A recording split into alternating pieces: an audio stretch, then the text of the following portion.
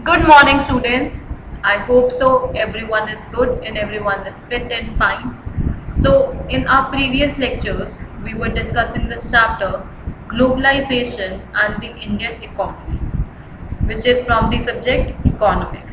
So, today we are going to summarize the entire chapter and we are going to rediscuss the topics that we have discussed in the previous lectures, not much in brief, but I will let you know the main topics that are there and what does they explain. Basically, how do you understand for these particular topics in a much simpler way. We are just going to discuss it today, not in briefly, just in a summarized way. That's it. So whichever topic that we have started till now, we are going to discuss it again in this from this chapter. So please be ready with your book, your notebook if you want to have, and one pen in your hand if you like make any sort of notes and any point that you haven't wrote till now, you can rewrote it again in those particular notes. Okay. So this lecture is the summary lecture. So we are about to start this particular lecture now. So first of all, I am going to introduce you with this particular chapter where I am going to let you know what this chapter is all about. So basically, all the things that you buy or all the things that is necessary in a one particular life, basically the food item, all the goods that you buy, all the services that you get on a daily basis. Now basically in the previous generation, if we talk about, that was kind of some limited level, but now if you see around yourself, you will see a variety of items that are available. Like one product is having various kind of items, like in that particular variations of that particular products are there in the market. Like if you're going to buy one refrigerator or one AC or one television, that particular product is available with different brands out there, which are produced by in different countries or by different producers, which could be from your own country or which could be possibly from the other countries also. So basically all these things are available now to you at a very limited level. Sorry, not at a limited level, but at a vast level. So how it is possible? Basically, how you get all these products to yourself in just like within your reach, or we can say that to your nearby markets, how they are available. So just the same thing, these lines are also saying that as consumers in today's world, some of us have a wide choice of goods and services before us, and the latest models of all the digital cameras, if we say that all the digital items, or apart from that any goods and services that we are buying, which are made by these leading manufacturers of the world and which are basically within our reach. So every season you get different sort of products out in range, and now you have a lot of varieties. So basically today Indians are buying cars which are produced nearby all the top companies of the world, which could be produced in India or which could be from these international brands out there. So basically the explosion of these brands you can see by many other goods also, like from shirts to television to other fruit juice also. So basically such wide ranging choice of goods in the market is a relatively recent phenomenon that you have seen. It was not there before, it was very limited, but now you have wide ranging choices. Now how is these things are possible, how you basically these markets are transformed, how these goods are available to you in such a good range, and basically these changes, these factors, how they are affecting the lives of the people in India. We are going to discuss each and every topic here in this particular lecture. So we are not going much in like detail. I am just going to give you a brief things about all these things. Every topic I am just going to give you what you should know, note down, and which are important. So first and the foremost topic that is important here is this multinational corporation. So what does these multinational corporations do? So basically, a multinational corporation is a company that owns or controls production in more than one nation and the goods and services that are produced globally. The production process is divided into small parts and that is spread out across the globe also. So basically what these multinational corporations do, basically they are a company who have their own corporations within not in one country, but it could be possible in more than one country, and if it is there, that's why they are known as multinational corporations, where they can own the production or they can control the production from whichever company they are getting. So all the goods and services that are produced globally, they are the ones who are basically creating a link or helping them out with the production sector with the international market out there. So the production process is not only divided into small parts, but the production is spread out across the globe also, and they sell also according to that. Now another main topic here is investment. So basically investment is a kind of buying of an asset in the form of a factory, a machine, land and building, etc. That are basically the physical assets, we can say that. It could be monetary assets also, like buying shares. Shares are basically आप किसी भी company के कोई भी shares खरीद सकते हो, and basically they are the monetary assets. अगर वो shares उन company profit gain करती है तो उसमें आपका जितना भी share होगा आपको उसके मनी बेसिस पे आपको उसका पैसा मिलता है. So for that purpose of making or sharing profit for the enterprise is concerned. Now the common investments are like buying land, factories, machines for faster production, or buying the small local companies to expand the production, cheap labor, skilled engineers, IT personals, etc. All these are a part of the investment only.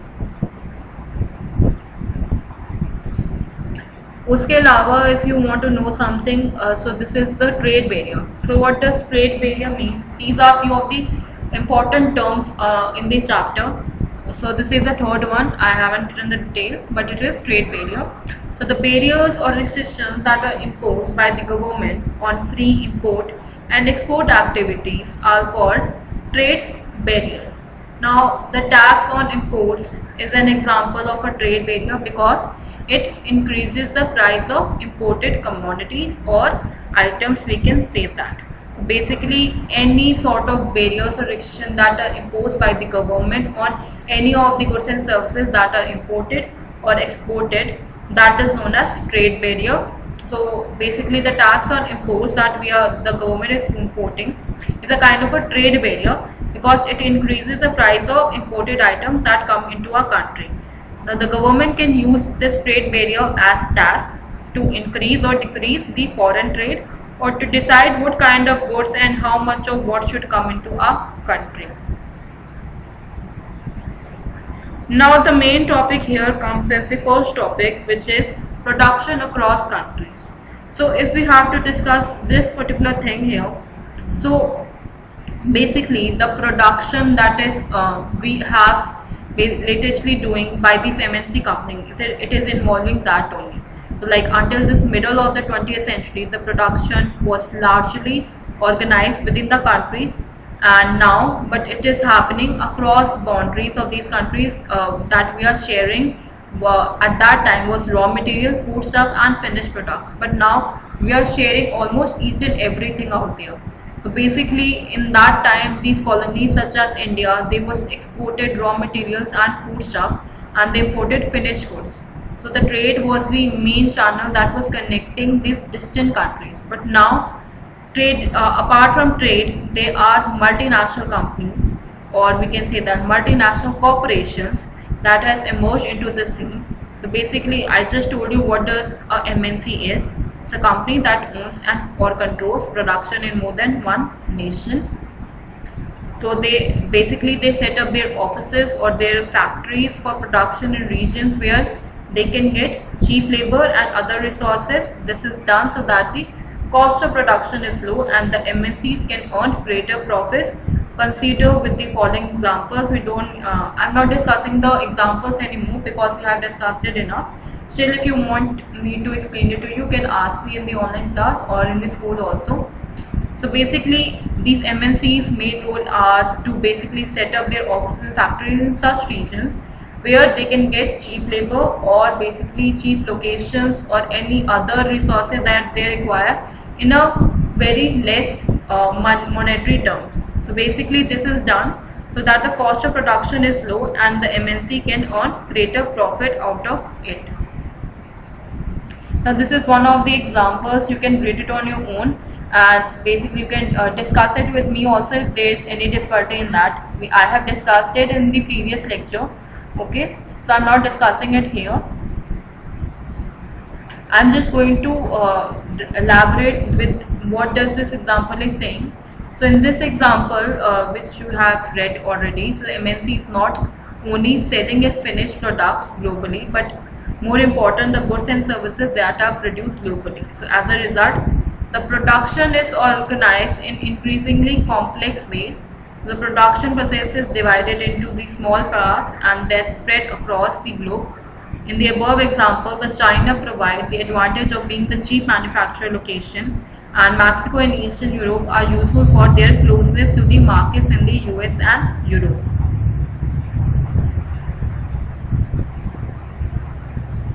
Now, India has highly skilled engineers who can understand the technical aspects of production, and it also has educated English-speaking youth who can provide them customer care services. Basically, all these things which our country are having, because we are termed as developed countries, and we have all the things that is available to us in their terms in a very cheap way. So basically, we have cheap laborers, but at the same time we have highly skilled engineers who can understand the technical aspects of production. Then we have educated English-speaking youth who can provide them customer care services. So this can, as a whole, they can get 50 to 60% of profit out of our countries, and basically this is the major advantage that these MNCs are having. Now, if we talk about the interlinking production across these countries, so as a whole, if we have to talk about the interlinkation here, so basically if in general, if we say that this MNC set up production where they are basically close to the market, the one main thing where they can get skilled or unskilled labor available at lower cost, and where there is availability of other factors which can basically assure them the production level is low.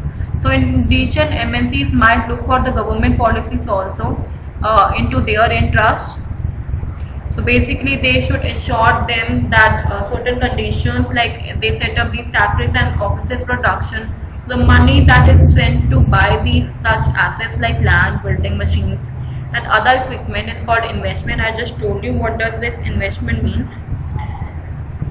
And one more thing in this, I haven't written here, you can note it down, like how they basically do these things. So basically MNC set up production that are jointly with some of these local companies of these countries, and the benefit of the local company with such joint production is twofolded.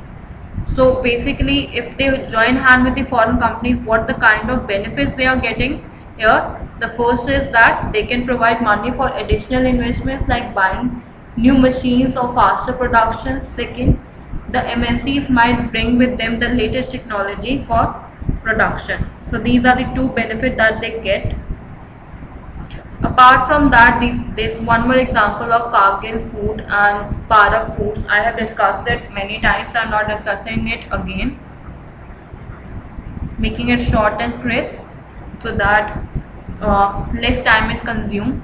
So in fact, if we see these kind of examples, many of the top MNCs have wealth, like they are very rich, they have a lot of investments, they have a lot of surplus of amount which could be extended to the entire budget of a developing country's government. So with such enormous wealth, imagine the power and influence these MNCs could have within themselves. So basically there's another way in which these MNC control the production. Is basically these large MNCs in developed countries place orders for production with small producers also, like any of these garments, footwear, sports items, etc. And these industries were basically the production is carried out by a large number with the help of these small producers around the world.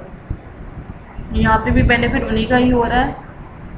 So basically the products that are supplied to the MNCs, which then sell them under their own brand names to their customers.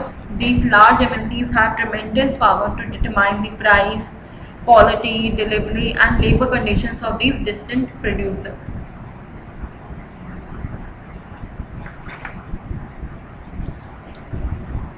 Thus, if we see that there are a variety of ways in which the MNCs are spreading their production and they are interacting with these local producers in various countries across the globe, by setting up the partnership with the local companies and by using the local companies for supplying and by closely competing with the local companies for buying them up. So these MNCs are extending a strong influence on production at these distant locations. So as a whole, I want to explain you these things. So basically they are helping these local producers and local companies to help them out and in one way that उनसे वो उनके investment उनकी company में इसलिए करते हैं ताकि उनका जो प्रोडक्शन रेट है बढ़ सके. दूसरा, वो उनको इंटरनेशनल मार्केट तक लेके जाते हैं, उनसे चीपर प्रोडक्ट में खरीद के और वो इंटरनेशनल मार्केट में बेचते हैं. तो जो मेजर प्रॉफिट होता है वो MNCs ले जाती है और उसका जो स्मॉल प्रमोशन होता है that they are giving to these local companies. So basically they are buying, they can sell or these foreign companies can buy these small companies, or they can, who are basically doing good in our country, or what they can have a large amount of share in the company which they are holding.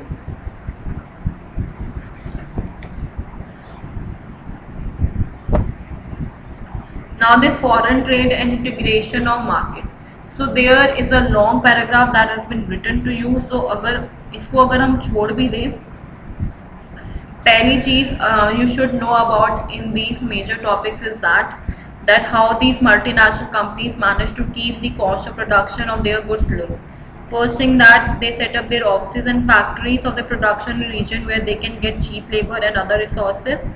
Then these MNCs also need closed markets for their manufacturing goods. Besides these, they require skilled engineers, IT personnel, and all these factors help the MNCs to save cost for the production by 50 to 60%. Now basically, how do they participate in the market as the producers and consumers, and basically what is the basic difference between here, if we say that in terms of investment or in the terms of integration of market. So basically here they are saying that they are talking about certain history, but I am just going to let you know the main thing here.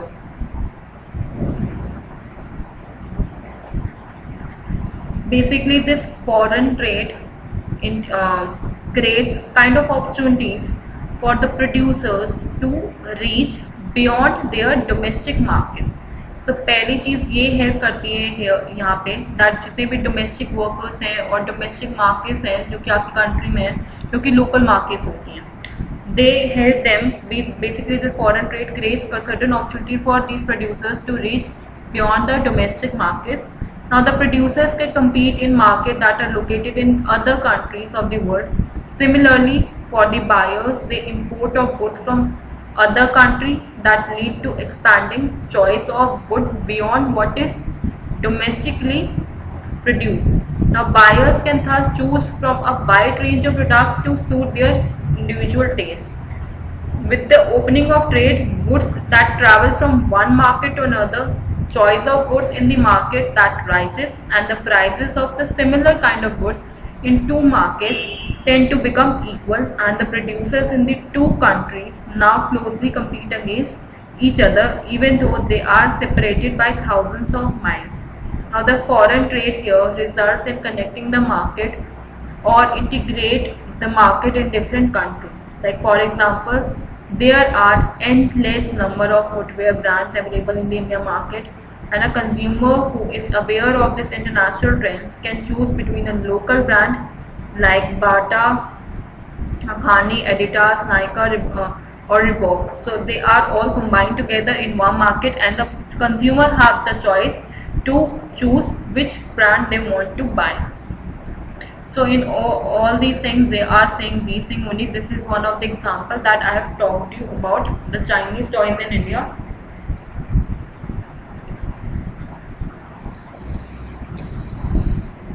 ये आप पढ़ लेना खुद ही.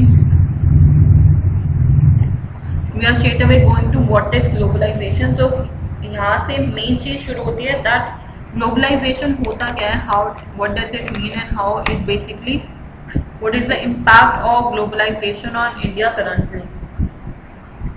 So if we see what are the advantages and what does this mean. So in the past decade, if we see that more and more MNCs have been looking for locations around the world where they can find the cheap production and it is available to them at a very nominal price. But now the scene is quite different. At the same time, the foreign trade between these countries have been rising rapidly, and the large part of the foreign trade is also controlled by these MNCs. Like for instance, the car manufacturing plant of Ford Motors in India not only produces cars for the Indian market, but they export their cars in the developing countries, and they export these cars components for its many factors around the world. Now likewise, the activities of most of the MNCs, they involve substantial trading system with goods and also different services that they are giving. Now the result of this greater foreign investment and greater foreign trade has been like integrated the production and markets across these countries. So the globalization in this process of rapid integration or interconnection between these countries have come up a lot more than it was before. So these MNCs are now playing a major role in globalization process. More and more goods and services and investments and technology are moving between countries, and most regions of the world are in closer contact with each other than a few decades back.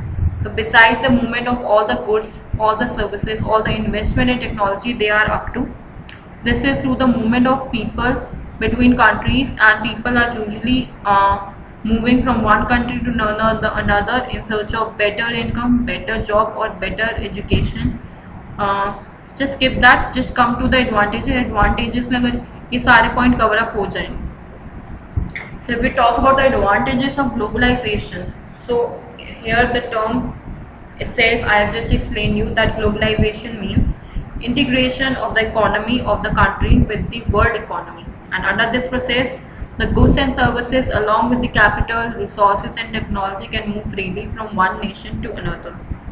It has increased the movement of people between the countries, and people usually move from one country to another in search of better income, better job. I just said that.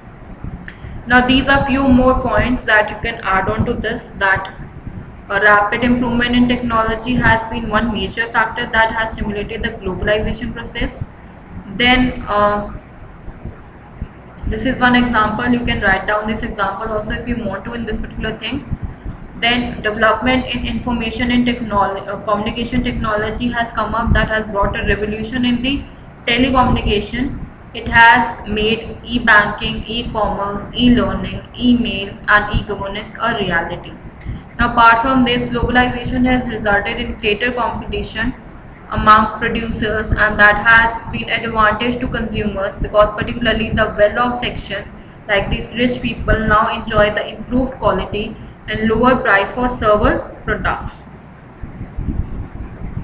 Now the factors that has enabled globalization is technology. I just told you how technology work here,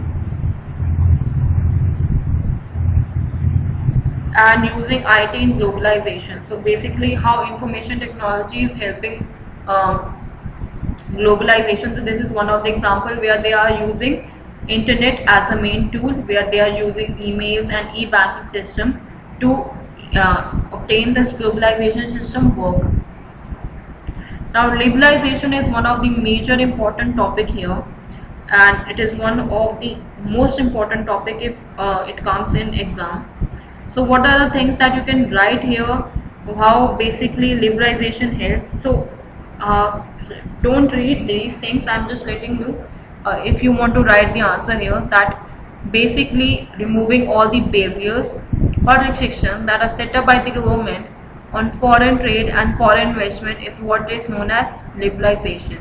Now the government has removed many barriers in basically after 1991. So what are the things that they have removed? Basically liberalization of trade and investment policies.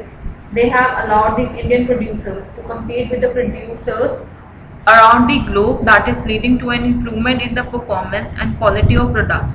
And after the barriers on foreign trade and foreign investment were removed to a large extent, the goods could be imported and exported easily, and also foreign companies could set up factories and offices in India. This has led to an increase in trade with different countries, and businesses are also allowed to make decisions freely about what they wish to import and import due to the liberal policies of the government.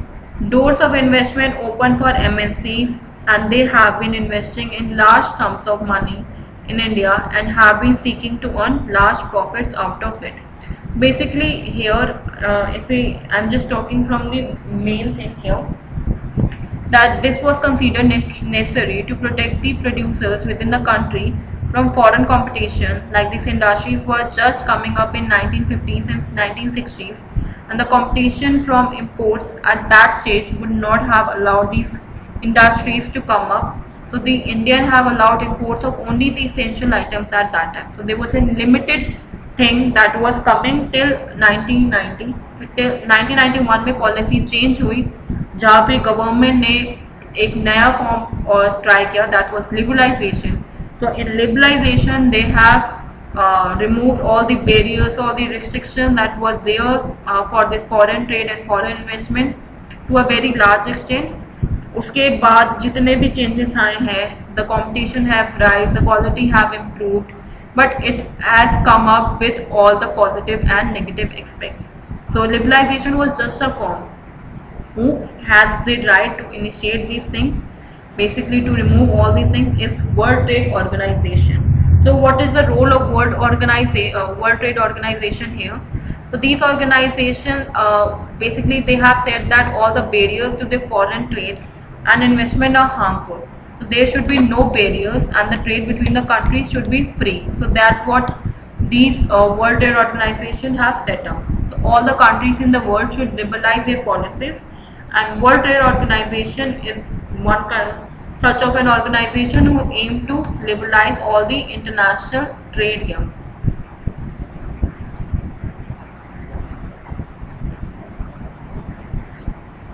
Now started with the initiative of these developed countries, they have established rules and regulations for the international trade, and basically they have to obey it by each and every country out there. So now in the early days 160 countries of the world were currently the members of the WTO. Now the number have come up to 164. So through basically they are here so that the free trade is practiced in each country, and they see that the developed countries should not do any unfair retained trade practices. If they are doing that, so the country can practice the trade barriers on them. On the other hand, the WTO rules have forced them, all these developing countries, to remove any sort of trade barriers, and this is one of the examples of the current debate that is happening on the trade in agriculture products. So this is another example, you can read it on your own, I am not explaining. I am just keeping it here so that you can read it on your own. These are few of the examples which are important. So apart from that, we are going to talk about the impact of globalization in India. So how the globalization has affected India in the good and the bad way. So if we talk about the advantages of globalization here, so the major advantages that has been given is to the richer class, or you can say that the consumers who can enjoy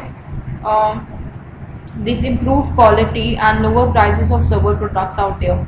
But it is not beneficial for these local companies and low low production that is rate they are having, like जितने भी local markets होती हैं, आपके domestic markets हैं, जिनका जो budget है ज़्यादा नहीं होता, जो ज़्यादा इन्वेस्ट भी नहीं कर सकते, because of this increase in competition, increase in globalization, they have faced several problems out there.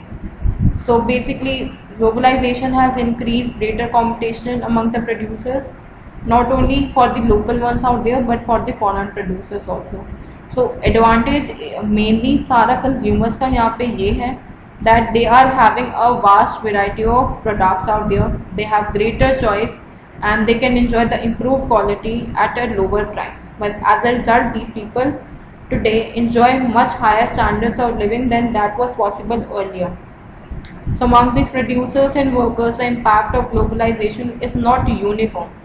What does the statement say that it's not uniform? Firstly, these MNCs have increased their investment in India over the past 20 years, which means investing in India has been beneficial for them. For them, not for us, for them. Why? Because these MNCs were interested in the industries like जो हमारी छोटी मोटी industries है उनमें, ताकि उनसे वो हमसे कम रेट में चीज़ें खरीदे और उनका प्रॉफिट ज़्यादा हो. तो ये चीज़ें उनके लिए बेनिफिशियल रही, हमारे प्रोड्यूसर्स के लिए इतनी बेनिफिशियल नहीं रही. But there are few of the products that are having large number of well of buyers. Now these industries or services are good for them because they are creating new jobs, and local companies are supplying raw materials to these industries. So कुछ जैसे well off companies हैं उनका तो benefit है इसमें. Now basically there are certain steps that can attract foreign investment. The first is the special economic zones. So the government has set up certain special economic zones where they are getting world class facilities. जितने भी हम बड़ी बड़ी buildings देखते हो, urban areas देखते हो, they are getting all these world class facilities. और जब ये बनते हैं, these basically these companies बनती हैं या फिर ऐसी बड़ी बड़ी societies बनती हैं, they set up on the production unit where they do not have to pay taxes for the initial period of 5 years. So उनको टैक्स ही भरना पड़ता 5 साल तक. Now the government have also the flexibility in the labor laws to attract foreign investment, and you have seen it in the chapter 2 also, where the companies in the organized sector have to obey certain rules that aims to protect the workers' right, and in the recent years the government has allowed these companies to ignore many of them. Now they can like actually rent these workers. Let these workers मतलब उनके पास कोई permanent job नहीं है, they work on a temporary basis, like on a flexible basis for a shorter period, and their work is quite intense, pressure of work they are getting, and this is done basically to reduce the cost of labor for the company. And still not they are satisfied. Foreign companies are majorly demanding more flexibility in labor laws. Secondly, they top Indian companies have been able to benefit from the increased competition. They have invested in newer technology and production methods, and they have raised the production standards also. Now some have gained successful collaborations with foreign companies out there, जैसी बड़ी बड़ी companies हो गई, Tata Motors, Infosys, Asian paints and all these companies. But many of them have not benefited from these things, like these local companies and small producers. So some Indian companies which are spreading their operations worldwide, this globalization has created new opportunities for these companies, but at the same time they have created a lot of burden for them as well. Like this Indian company which are producing a magazine, I have just told you this example. तो job एक employment level बढ़ता है, but at the same time basically the generation of these new offices and new factories, they are generating new job opportunities for the people, but still the benefit is still in the hand of the MNCs only. So rising competition is one of the example here that is given to you. You can read it on your own. I am coming straight away to the competition and uncertain employment.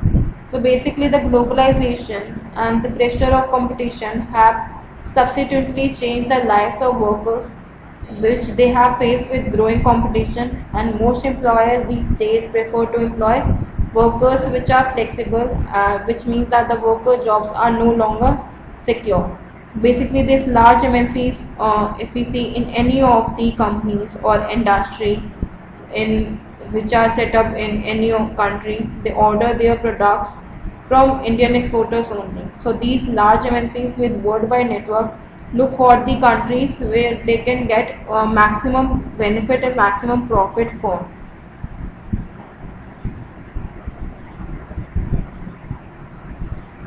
Apart from that, to get these large orders, Indian exporters try hard to cut their own costs, like this cost of raw material cannot be reduced. So the exporters try to cut their labor costs. Where earlier a factory used to employ workers on a permanent basis, now the employ workers only on a temporary basis, so that they can do like they do not have to pay workers for the whole year. So the workers also have to put in very long working hours and long night shifts on a regular basis during the peak season. The wages are low and the workers are forced to work overtime to make both ends meet.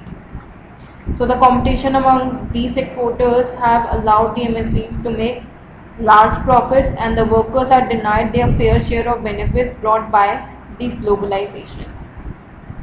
This is another example, please read it on your own. I am not discussing example here because it's just a summary of the main topics. I am straight away coming to the main topic, which is the struggle for a fair globalization. So basically the example that we have discussed and read in the book, they are explaining you few of the things that people with education, skill and wealth, they are making the most out of these new opportunities which is coming up with globalization. On the other hand, there are many people who have not shared the benefit.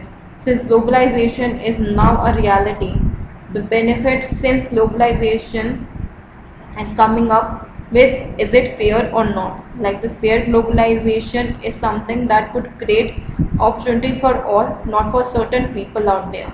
And they also ensure that the benefits of globalization are shared better. So basically the government play a very major role in making this possible.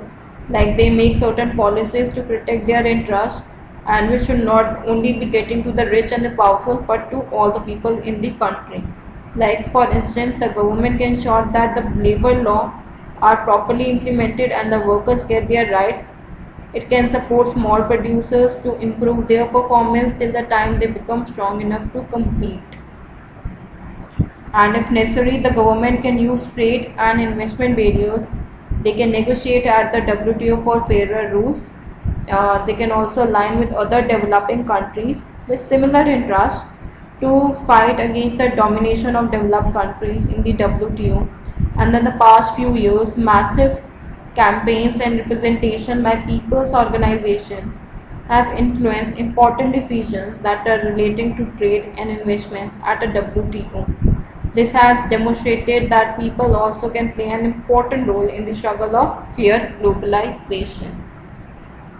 So these are in points. If you have to write it down, this answer that what the government can play a major role in the making this fair globalization possible. The fair globalization will create opportunity for all and also ensure that the benefit of globalization are shared better. Government policies must protect the interest not only for the rich and the powerful but also for the people in the country, and the government should ensure that labor laws are implemented and workers' rights are protected. Apart from that, these are few more points that the government should support small producers to improve their performance till the time they become strong enough to compete with foreign competition. Government should use trade and investment barriers. They can negotiate with WTO for fairer rules. They can align with developing countries with similar interests to fight against the domination of developed countries in the WTO. So that's it in the entire chapter. We have completed off the entire chapter. So if you have to sum up the entire chapter, in this chapter we have majorly what we have learned. If we see that is this, that globalization is a kind of a process of rapid integration of these countries. So this is happening through greater foreign trade and foreign investment. They are playing a major role in the globalization process and more MSCs are looking for locations that are around the world that are cheap for their production. So technology today are playing a big role in organizing this production across the countries, and the fair, if it is done in a fair way, they could create opportunity for all, and the benefit can be shared in a better way. So that's it in this entire chapter. The homework that I want to assign you in this particular lecture is do the NCERT exercise questions from 10 to 30 that you have to do in rough, not in fair. We are going to discuss each and every question of NCERT exercise question in the next class. Okay, so that's it. If you still have any queries related to today's lecture, you can let me know in school or in the online class, most probably. So after that, I will let you know that we are going to continue with another chapter or not. So till the time this is it, this chapter is done. If still anything is not clear to you, please let me know. So that's it for today's lecture. Thank you so much for listening. Please take care of yourself.